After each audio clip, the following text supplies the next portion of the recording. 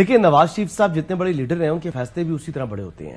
ان کے فیصلوں کو سمجھنے کے لیے آپ کو مطلب وہ نہیں دیکھنا, یعنی آپ یو کمپیئر نواز شریف صاحب کو ود بانی چیئرمین پاکستان تحریک انصاف, تو زمین اسمان کا فرق ہے. ان کی تو خود پسندی کی انتہا کو پہنچے ہوئے ہیں بانی چیئرمین.